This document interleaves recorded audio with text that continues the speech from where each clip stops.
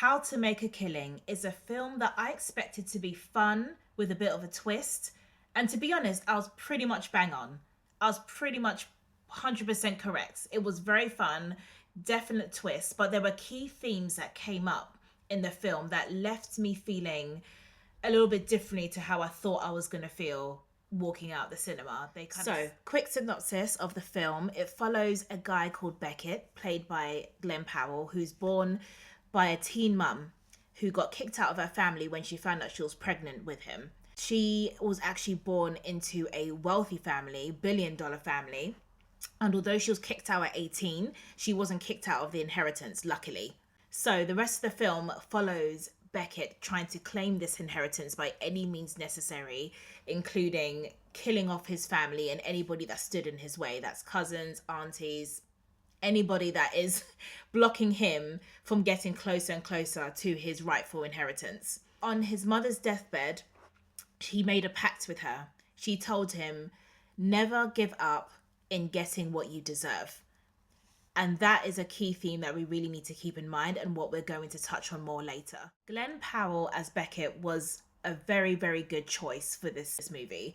I think he was very, very convincing. I think he had the right look, the right aura. He really portrayed the role well, and I think he was actually the perfect fit for this movie. He was quite the storyteller because the film actually kind of starts with him in jail. He's actually on death row for a crime that you'll find out, obviously crimes you'll find out later in the film. And he's talking to this priest and he's essentially narrating the whole film and narrating exactly how he got there. Margaret Qualley plays Julia, who is his childhood rich friend, and she kind of hovers around throughout the film. And I only say that because I do feel like her character kind of annoyed me.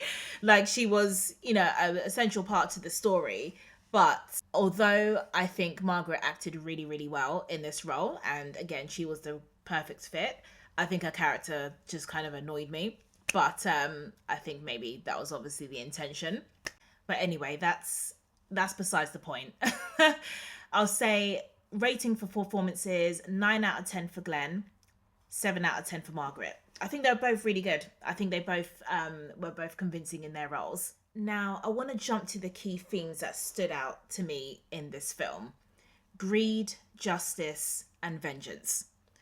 Vengeance being the most important one because the whole film was him trying to avenge his mother, really, and keep the pacts that he made with her and avenge her from the kind of cruelty that she received when she was pregnant with him and got kicked out of the home and said, no, I deserve this inheritance because it is rightfully mine. The life that he could have been living was definitely very different to what he was currently living at that time. He wasn't exactly poor as an adult, but he was in a regular blue-collar working job, and he was thinking, no, I could have that inheritance. That is mine. The film has you rooting for Beckett. It definitely has you wanting him to win, and I think that's quite important because although it gets to the point where he eventually does win, it's kind of not in the way that you expect. And I think that's the real twist of this movie. Warning, there are spoilers. And what I'm going to say, by the way, I feel like I can't really talk about this film properly unless I'm talking about it in detail. So there are spoilers in case you haven't realized. So as Beckett is telling the story about how he ended up in jail or on death row to the priest throughout the film, you're kind of thinking, okay, he must be there because of him murdering members of his family. Come to find out, he's actually on death row for a crime he didn't actually commit. So what happens is that Julia, his childhood friend that he's always liked, frames him for murdering her husband. She knows about the fact that he has this inheritance and that he's due to this rightful inheritance worth billions. And she kind of hovers around throughout the film, kind of seeing him at different points of his life and kind of looking down on him in a way because she's this kind of rich socialite and she's actually married to another man at one point when she sees him again, but she kind of keeps in contact with him. And what you're kind of thinking is like, okay, what's her deal? Is she just trying to kind of one up him, or is she just someone who's, I don't know, actually secretly interested in him, but because he wasn't at the status that she would like, she went with someone else. So you're kind of thinking, okay, what's her deal? She's just this kind of like femme fatale seductress who appears in his life and is keeping contact with him, just kind of keeping tabs on him in a way. But her relevance comes somewhat later in the film. So she understands that like he has his inheritance, and that he kind of needs to get rid of members of his family to get closer to inheritance. Of course, they're having that conversation in jest, but you can tell that she's kind of like, okay, very interesting that we find out that members of your family are randomly getting killed, and you can kind of tell that she thinks, okay, something's up, like he's kind of doing something about it. Eventually, she devises a plan to get a hold of his inheritance. So her husband took his own life away, and there was a suicide note that was left. She decides, I'm going to frame Beckett instead. So that's how he kind of ends up fighting for his life in court, and then ends up thrown in jail, ready to face the death penalty for the death of Julia's husband. Beckett is in jail on death row, has limited time before they give him the full death penalty, and she decides to visit him. So she visits him and teases him about the fact that actually there was a suicide note that her husband left, and therefore this could completely exonerate Beckett from the death penalty, because it would prove that he didn't kill him, but her husband took his own life himself.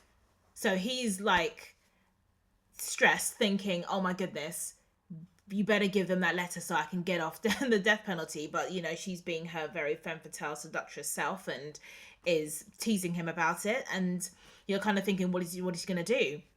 So what she proposes is that he signs his inheritance, his rightful $1 billion inheritance, over to her so that she can submit the suicide note to exonerate him of the death penalty. The scene then cuts back to Beckett speaking to the priest, telling him this whole story.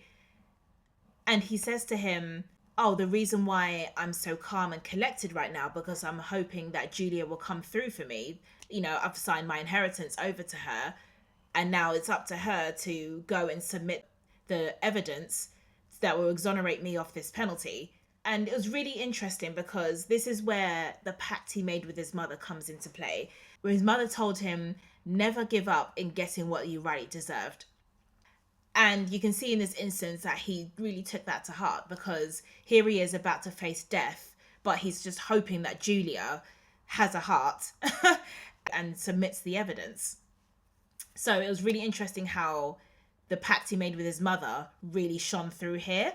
The priest is feeling a little bit, he was trying to be a little bit nonchalant and just continued to read Psalm 23. He opened the Bible and said, anyway, the Lord is my shepherd. And you could just see in Beckett's face that he was like, oh, like, is this really happening? Like, I have this hope, but you're not giving me much hope. So you're kind of sitting there thinking, oh my gosh, is he actually going to face his death penalty or what? And as an audience member, as a viewer, you're kind of thinking, was this all worth it in the end? You had this vengeance in you, and you offed off some of your family to try and get closer to the inheritance, just to kind of have to sign it over. And you're thinking, gosh, like, you should have just maybe stopped once you got rid of a couple of you and just carried on with your life until the older generation would have died off, and you would have claimed the inheritance in the end anyway.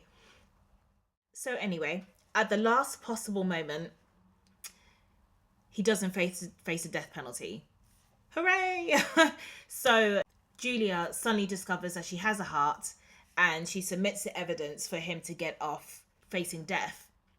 He comes out of jail, and you see him approach this girl that he's engaged to actually throughout the film.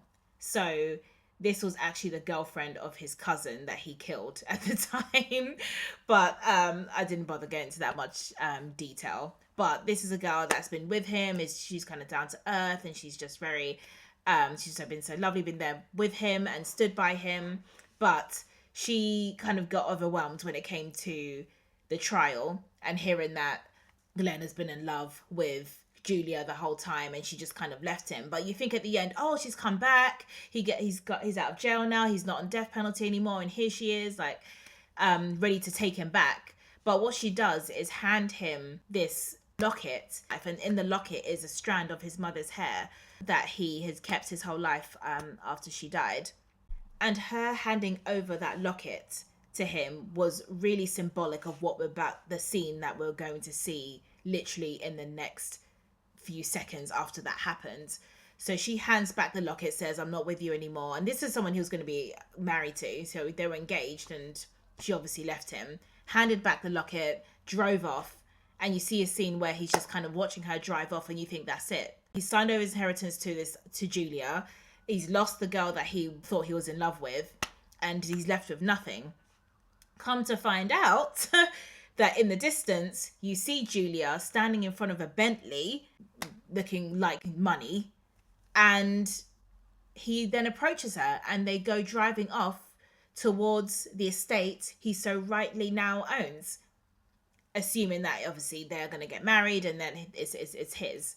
I don't know, they didn't really kind of finish that part of the story, but it was so interesting that the way this film ended was that he actually got exactly what he wanted and what he felt like he deserved the whole time. He has Julia, the girl that he's fancied his whole life since they were children, the inheritance that he signed over to her, but now he's with her, so he gets to enjoy that inheritance too. And it's kind of like, wow, how as a viewer, I don't know whether to view this as a happy ending, because it essentially is a happy ending, because throughout the film you are actually rooting for him, even though he's killing off family members and doing it through very illegitimate means. You are essentially rooting for him, and at the end he gets everything that he wanted and more. But it was done in such a way that was like, oh, this doesn't seem, I don't feel very rested with the way this happened.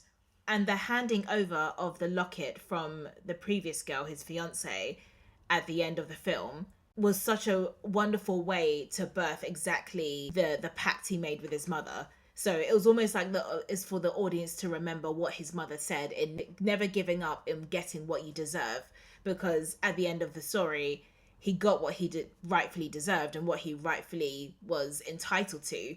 So he kept the pact that he made with his mother, but it was done through such illegitimate means. You're kind of like, should I be happy for him or nah?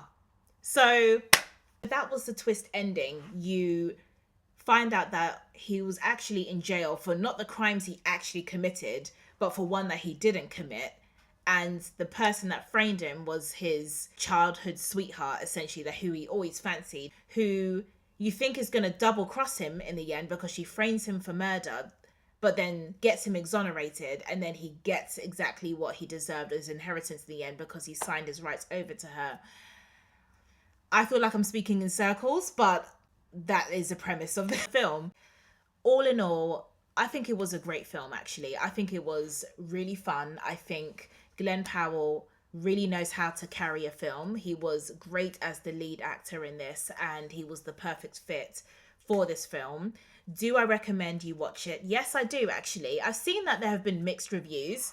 Some people really didn't like it for several different reasons, but I thought it was quite good. I think for the kind of film that it was, I think it was, it really played well on the kind of comedy, dark thriller sort of genre, and it keeps you intrigued. You want to know, does he get his inheritance in the end? You know, does he get away with the crimes that he committed? And it's a good plot. I'm still trying to decide how I feel about the ending, because it technically was a happy ending, but it was just done in a dark way, and I think that's the beauty of black comedy. really. I think it did exactly what it was supposed to do and left me feeling exactly how they wanted me to feel. So well done to the makers of this film, because I'm kind of like, If you have seen this film yourself, let me know what you felt about it. Did you leave feeling the same way as me, kind of a little bit confused on how I should feel? It was an interesting one. It was definitely an interesting film. It's one that's rewatchable, actually. I think I could see myself watching it again. And I don't watch a lot of black comedy, so this was quite one that intrigued me into watching another one, really. It's those confused feelings. Comment below what you thought. Did you pick up on the same themes that I did? Did you enjoy the film? Let me know below, and I'll see you in the comments.